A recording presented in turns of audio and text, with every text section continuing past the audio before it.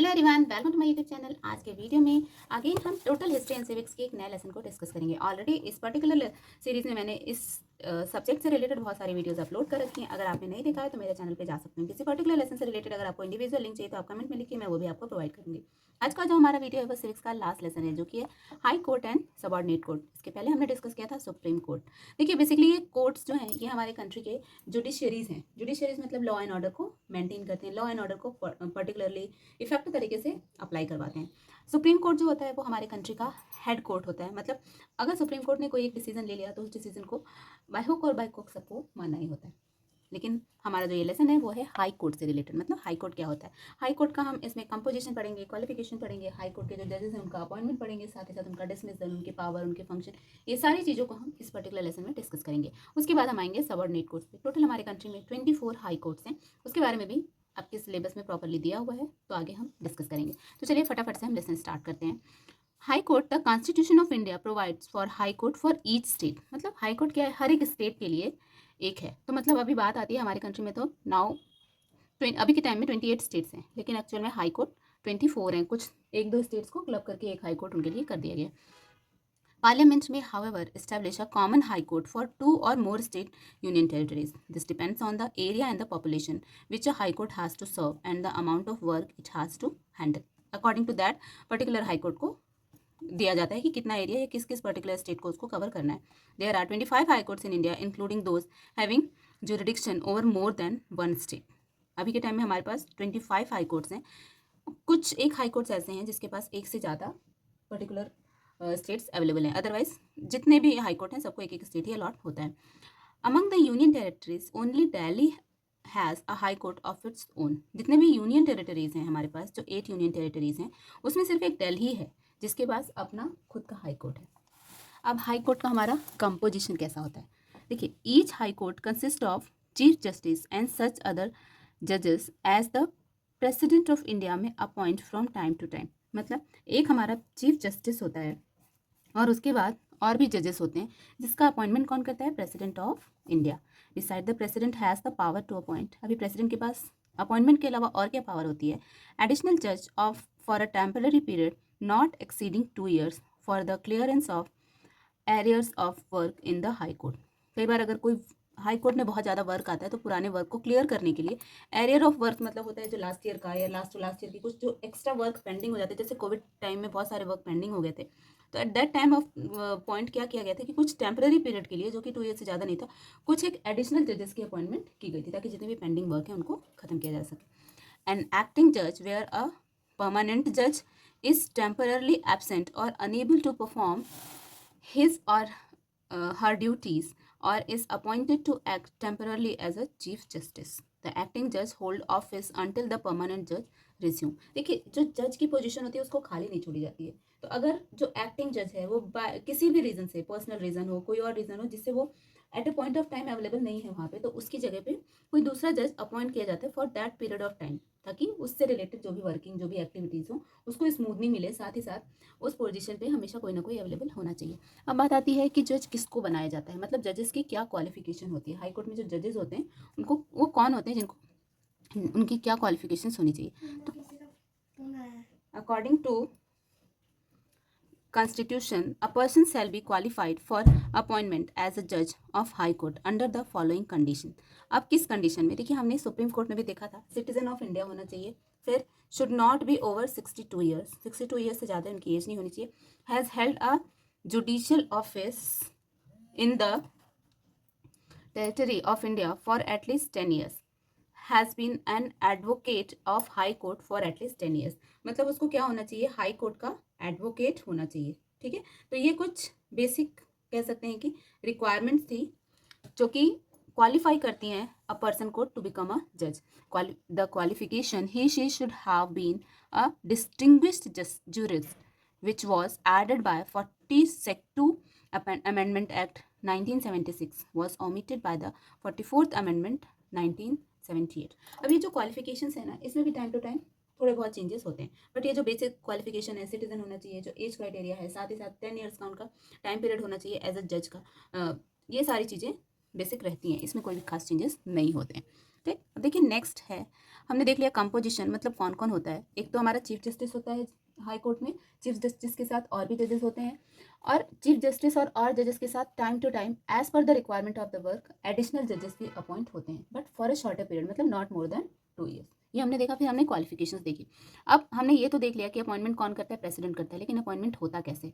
The chief justice of high court is appointed by president of India in consultation with the chief justice of the supreme court and the governor of the concern state.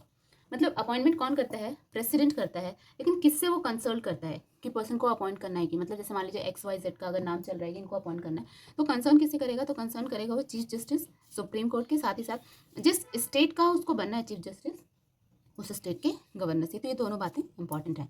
Other जजेस of high court are appointed by the president. The president shell consult the chief justice of India, the governor of state and chief justice of high court in the matter of appointment of the जज to the high court. तो देखिए ये बात बहुत easy और बहुत clear है। किससे कंसल्ट करेंगे प्रेसिडेंट, तो प्रेसिडेंट अपॉइंट करेंगे, बट उनका कंसल्ट किससे होगा, वो किससे सलाह लेंगे, कंसल्ट करने का मतलब है। तो बेसिकली उनका कंसल्ट जो होता है वो पर्टिकुलर जिस स्टेट का चीफ जस्टिस बनाना है उस स्टेट के गवर्नर से कंसल्ट करते हैं। साथ ही साथ वो अगर कंसल्ट करने की बात करते हैं तो नेक्स्ट उनका जो कंसर्निंग अथॉरिटी होता है वो होता है हाई कोर्ट का चीफ जस्टिस। और अगर चीफ जस्टिस का नहीं बल्कि अदर जजेस का अपॉइंटमेंट है तो उस केस में उस पर्टिकुलर हाई कोर्ट का चीफ जस्टिस भी कंसर्निंग अथॉरिटी होता है।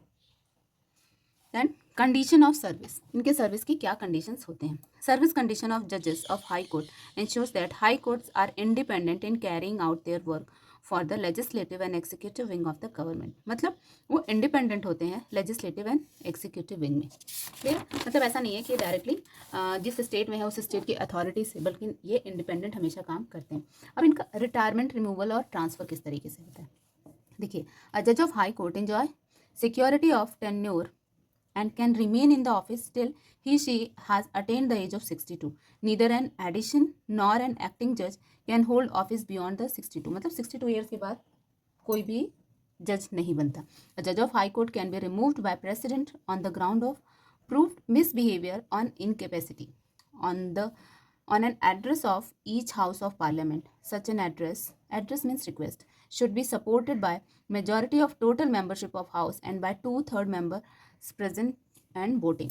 अब देखिए ये एक इम्पॉर्टेंट चीज़ है कि किस तरीके से जजेस को रिमूव किया जाता है उसके पोजीशन से। जैसे मान लीजिए कि प्रेसिडेंट ने ये फाइंड आउट किया या प्रेसिडेंट को किसी तरीके से ये लगा कि दैट पर्सन द जज इज प्रूव्ड मिसबिहेवियर और इनकेपेसिटी, तो उस केस में उसको कैसे हटाया जाएगा, कैसे उसको रिमूव किया जाएगा। तो रिमूव करने के लिए बेसिकली क्या करना होता है, रिमूव करने के लिए such an address should be supported by majority of total membership of the house. मतलब जो हाउस है उसका टोटल मेंबरशिप की मेजॉरिटी चाहिए। मेजॉरिटी का मतलब क्या होगा कि वोटिंग होगी और 2/3 ऑफ मेंबर जो प्रेजेंट होंगे वो इस फेवर में होने चाहिए कि यस इस जज को रिमूव करना है, तभी उनका रिमूवल होता है। This process is known as impeachment. ये नॉर्मली क्वेश्चन आता है, शॉर्ट क्वेश्चन या लॉन्ग क्वेश्चन में ये क्वेश्चन एक आता है। And is the same as that for the जज ऑफ सुप्रीम कोर्ट। सेम इस तरीके से सुप्रीम कोर्ट का भी होता है। अगर कोई सुप्रीम कोर्ट के जज को भी हटाना होता है तो सेम यही प्रोसीजर फॉलो होता है। अब देखिए, the president can transfer any जज from one high court to another only if the following condition are fulfilled. अब जो जजेस होते हैं, अगर हमारे टोटल 25 हाई कोर्ट्स हैं तो उसमें उनका ट्रांसफर भी होता है। किस कंडीशन में, order for transfer can be issued after consulting the chief justice of India. India के चीफ जस्टिस से कंसल्ट करने के बाद ट्रांसफर का ऑर्डर रिलीज किया जाता है।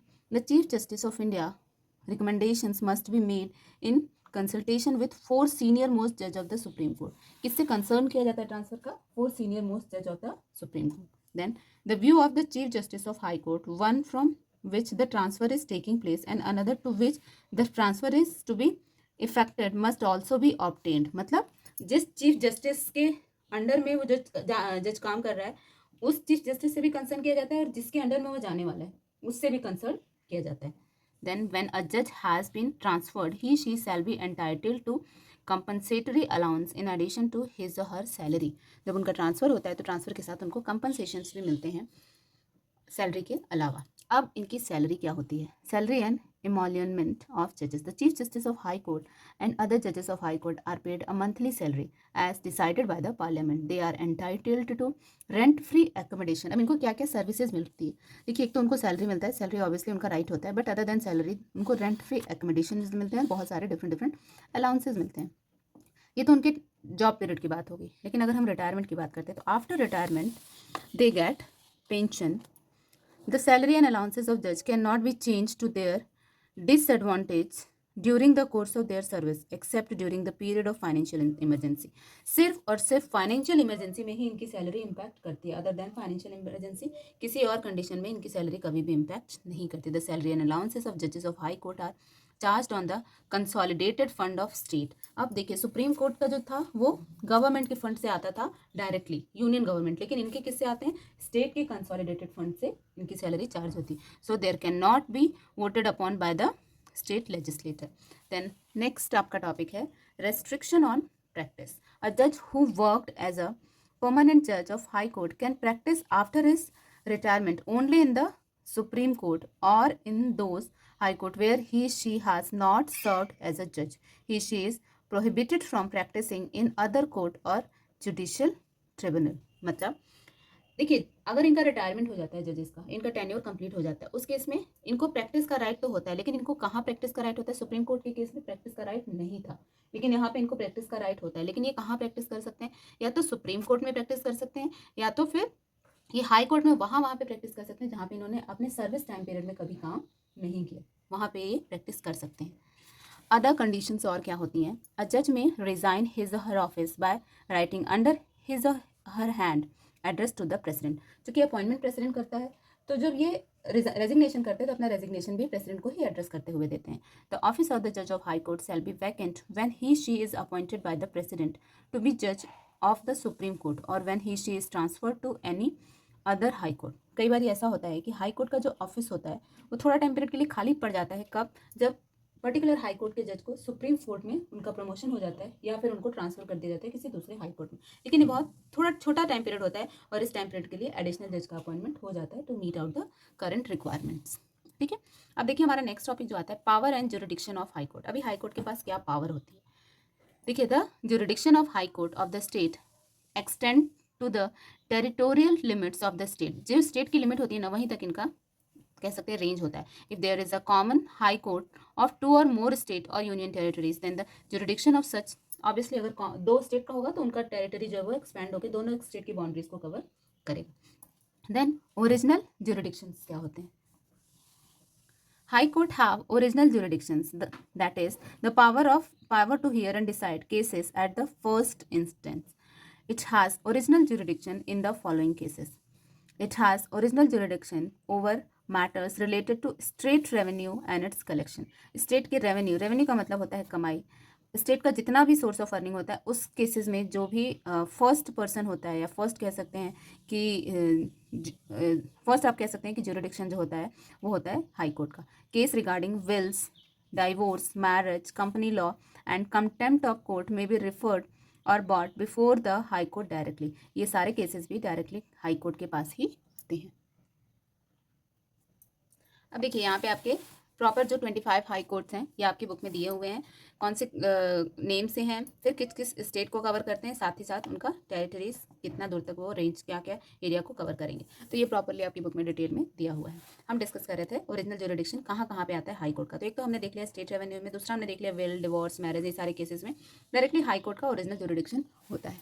नेक्स्ट होता है every high court has the power to interpret the constitution. This power is known as the power of judicial review.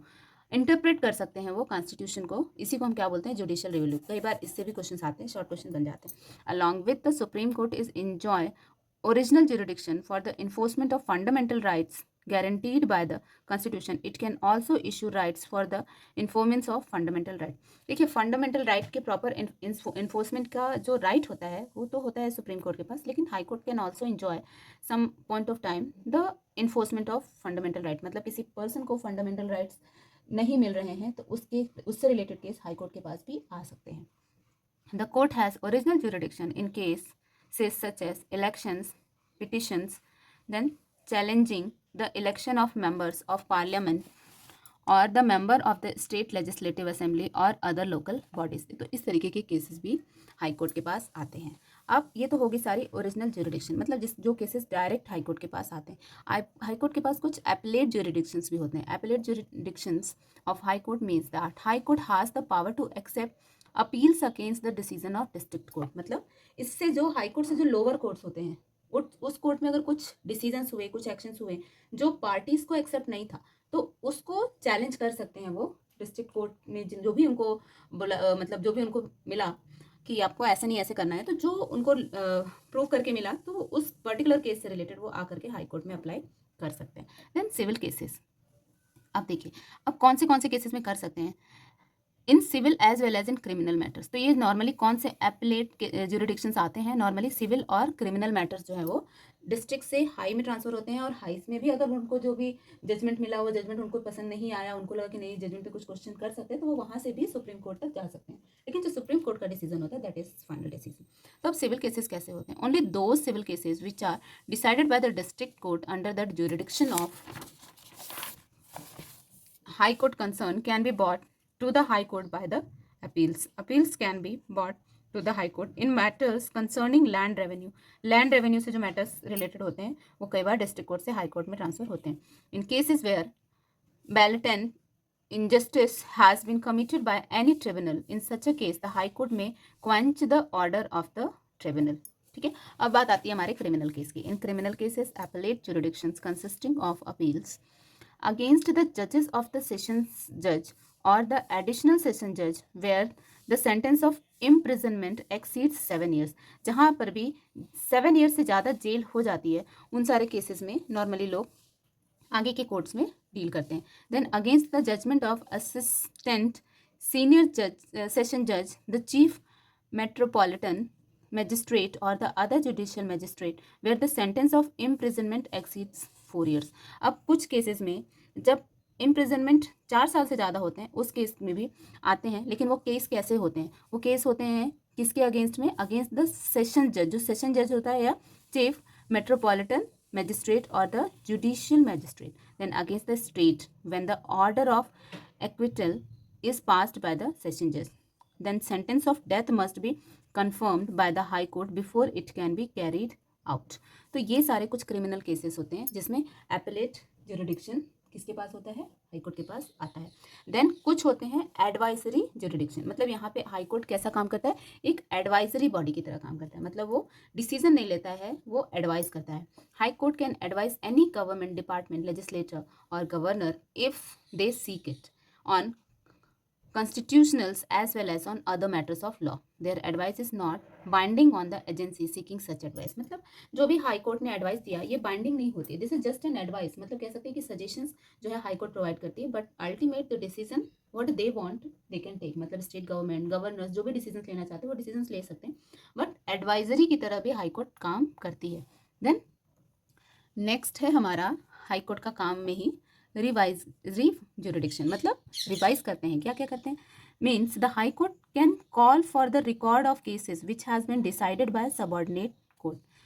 जो ऑलरेडी सबऑर्डिनेट कोर्ट ने केसेस को डिसाइड कर दिया उसके भी रिकॉर्ड्स को हाई कोर्ट कॉल कर सकती है. This is done because the high court feels that the subordinate court has exercise a jurisdiction not vested in it or the latter has not followed the proper procedure. Therefore, the High Court can review the case and take appropriate action on it. This is known as revisory jurisdiction of High Court. मतलब high court किसके cases को revise करती है, वो district court के cases को revise करती है, रिवाइज करने के लिए उसको कॉल करती है. और revisory jurisdiction is applicable in the following cases. अभी ऐसा नहीं होता है कि हाई कोर्ट सारे के सारे सबऑर्डिनेट कोर्ट के केसेस को रिवाइज करेगी, कुछ पर्टिकुलर कंडीशंस होती हैं. इनजस्टिस और an error of law apparent on the face of the record. किसी रिकॉर्ड में ऐसा दिखता है कि किसी के साथ किसी पार्टी के साथ इनजस्टिस हुआ उस केस में, या फिर violation of the principle of natural justice. जो एक नेचुरल जस्टिस होता है, नेचुरल जस्टिस का मतलब क्या होता है कि जो एक्चुअल में गिल्टी है उसी को पनिशमेंट मिलनी चाहिए. तो अगर वो सिचुएशन नहीं होती है तो उस केस में भी हाई कोर्ट उस जज उस पर्टिकुलर केस को या उस पर्टिकुलर केस से रिलेटेड रिकॉर्ड को रिव्यू करती है. Then arbitrary authority leading to wrong judgment. कोई आर्बिट्री अथॉरिटी है जो कि लीड कर रही है रॉन्ग जजमेंट में, उस केस में भी रिकॉर्ड्स का रिव्यू होता है. Then flagrant error in procedures. कई बार क्या होता है, जो प्रोसीजर ऑप्ट किया गया है केस को सॉल्व करने में उसमें कोई एरर अगर कहीं भी फाउंड आउट होता है तो उस केस में भी अगेन रिव्यू किया जाता है उस केस को. देन अब देखिए जो रिव्यू था, रिव्यू में ही हमारा क्या है, judicial review. Like the supreme court, high court has the power of judicial review if any law, executive order or any ordinance passes by the state legislature or any other authority infringes the fundamental right or contravenes any provisions of the Constitution, the High Court can declare it null and void. The High Court may withdraw the constitutional case from a subordinate court and deal with it or send it back with its direction. देखिए क्या करता है, कई बार ऐसा होता है ना कि जिस तरीके से सुप्रीम कोर्ट उस तरीके से हाई कोर्ट भी क्या करते हैं कि पावर, उनके पास भी पावर होता है जुडिशियल रिव्यू का। कभी अगर हाई कोर्ट को ऐसा लगता है कि कोई भी किसी तरीके की ऐसी फंडामेंटल राइट्स या कुछ ऐसी चीज़ें जो किसी पर्टिकुलर ग्रुप ऑफ पीपल या किसी पर्टिकुलर पीपल या किसी पर्टिकुलर फैमिली को नहीं मिल रहा है, तो उस केस में डायरेक्टली हाई कोर्ट जो है वो क्या करता है, विथड्रॉ करता है। हाई कोर्ट में विथड्रॉ द कॉन्स्टिट्यूशनल केस, उस केस को विथड्रॉ करता है फ्रॉम द सबॉर्डिनेट कोर्ट। और सब जिस भी कोर्ट में वो केस चल रहा होता है, अगर सबॉर्डिनेट कोर्ट में चल रहा है तो वहाँ से वो विथड्रॉ करता है and can deal with it or send it back with its direction. खुद डील करता है या फिर जो डायरेक्शन, मतलब जो चीज़ हाई कोर्ट को सही लगती है उस डायरेक्शन के साथ अगेन उस पर्टिकुलर डिस्ट्रिक्ट कोर्ट में सेंड बैक करता है कि उसको इस तरीके से नहीं, इस तरह से उसको सॉल्व करना है। क्लियर है? अब देखिए कोर्ट ऑफ रिकॉर्ड क्या होता है। देखिए कोर्ट ऑफ रिकॉर्ड शॉर्ट में बोले तो कुछ ऐसी बड़ी चीज़ नहीं है, जो भी जजमेंट्स होते हैं ना उन सब जजमेंट्स का प्रॉपर रिकॉर्ड होता है। क्या केस था, किसको रेफरेंस लेके क्या उसका आउटपुट निकाला गया, इसका एक प्रॉपर रिटन रिकॉर्ड होता है, उसी को हम कोर्ट ऑफ रिकॉर्ड बोलते हैं। High court is a court of record like supreme court, means its judgment and orders are preserved as an record to be referred to by its court in future cases. They can be produced as a precedent. The law laid down by the High Court in binding on all subordinate court in the state concerned, but it does not bind the other High Court, although it is a great significance and can be produced in support of an argument. समझ आ रही बात? मतलब देखिए court of record basically वही होता है, जो भी केसेस होते हैं उस केसेस को प्रॉपरली रिकॉर्ड करके रखा जाता है और उस रिकॉर्ड को हम फर्दर के केसेस में एज अ रेफरेंस यूज कर सकते हैं। The high court can punish anyone who commit a contempt of its order. High court किसी को भी पनिश कर सकता है जो कि हाई कोर्ट के ऑर्डर को नहीं मानता। अब ये तो बात हो गई कि हाई कोर्ट के पास पावर क्या क्या होती है। अब पावर के साथ साथ हाई कोर्ट के फंक्शंस, मतलब उसके काम क्या क्या होते हैं, चलिए उसको डिस्कस करते हैं। आई थिंक ये वीडियो बहुत लंबी हो रही है तो इसको यहीं पॉज करते हैं और फंक्शंस हम नेक्स्ट वीडियो में डिस्कस करेंगे। तब तक आप इस पर्टिकुलर क्वेश्चन को रिवाइज करिए, लेसन बहुत इजी, बहुत इंटरेस्टिंग है। तो चलिए फटाफट से आज का वीडियो यहीं पे स्टॉप करते हैं, मिलते हैं अगले वीडियो में फंक्शंस और अदर पार्ट ऑफ ये लेसन को कवर करके लेसन को खत्म करेंगे। Take care, goodbye, have a nice day.